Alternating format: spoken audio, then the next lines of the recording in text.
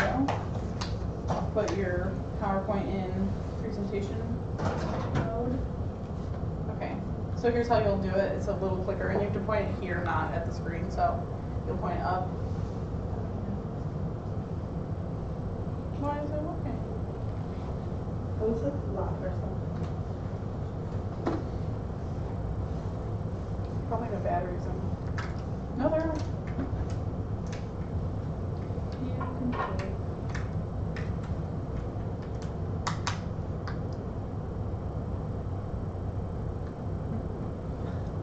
Okay.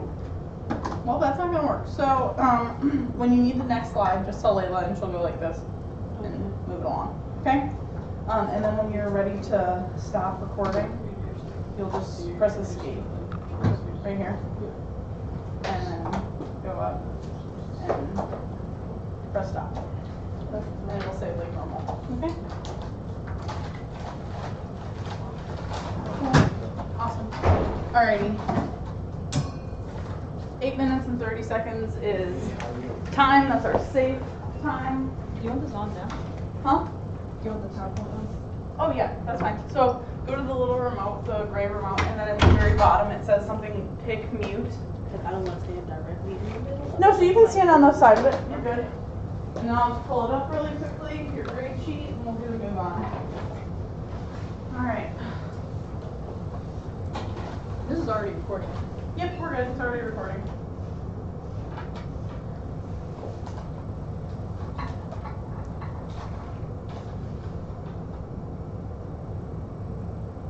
My laptop just gave me the black screen, so just a second.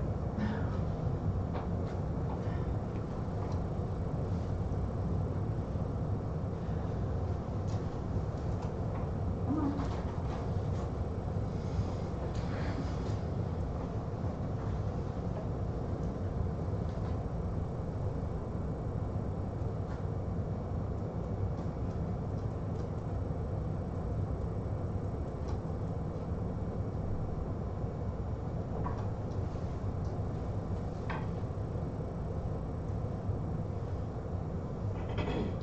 Trying to open up your grade sheet.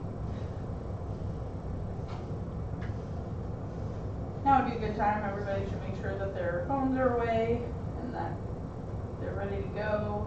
Be great audience members. I'll be timing it like always. Anthony, do you want to time it with me so we can correlate our times?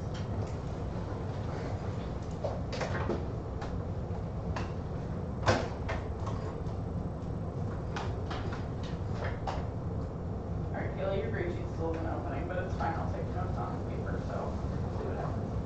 Alrighty, so whenever you're ready, Kayla, I'm ready for you. Good afternoon, everybody. My name is Kayla, and today I will be presenting my proposal to allow the acceptance of black hair and protective styles in professional places. Anybody can rock their natural hair or protective style, such as braids, twists, or dreadlocks. As you can see, I'm wearing braids because it protects my hair from the forces of nature. Also, it's a part of my culture. Although most places that require professionalism does not see African American hair and styles as professional.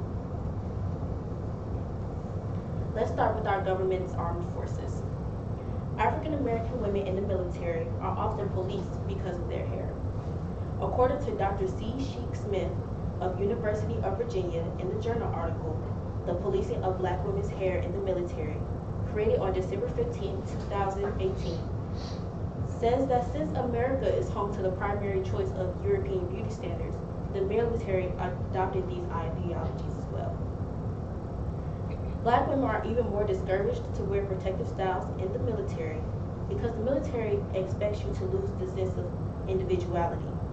The thing is, when you fully accept others' differences, you will be able to bond and be more willing to protect them.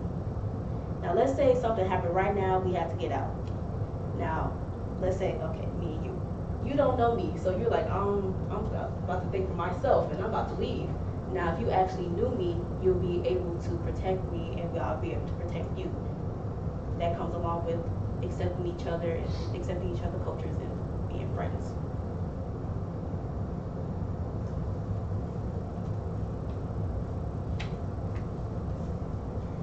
woman with a very thick texture of hair, if I was to ever join the military, it would be hard for me to put my hair in a ponytail on a daily basis. When I constantly pull my hair, it causes breakage and damages to my roots. The world is full of people with other cultural backgrounds. It's the 21st century, people. Why must we continue in regressive ways, such as denying men and women who serve in the military the right to wear their cultural styles, even though it might have positive results? If you think the military is harsh, wait till you clock in with your job with the protective style. And I have some vocab to actually define what a natural hair or protective style is.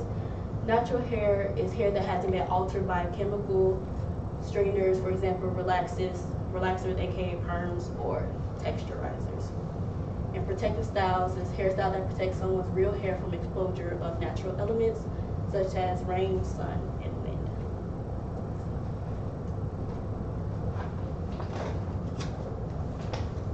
Additionally, Black people are being discriminated in the workplace because of their hair.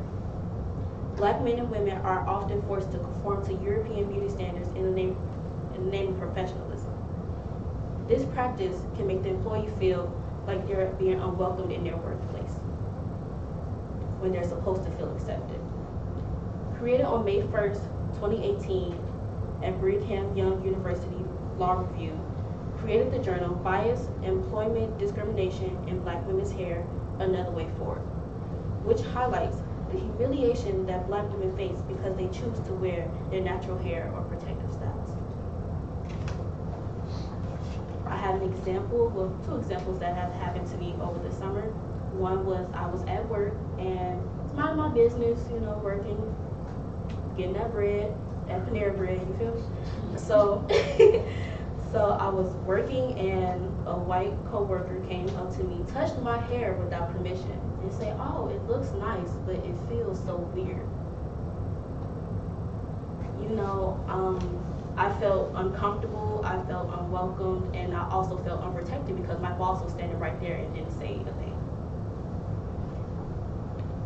We need to move forward. We need to finally realize that people are from different cultures and from different backgrounds, and they must be accepted no matter what their hair looks like, no matter how it feels, and no matter what they look like. And also, while I was at a football game at Easter, I was with my friends, and the older white man sitting behind me touched my hair without permission and say, "Oh, cool purple."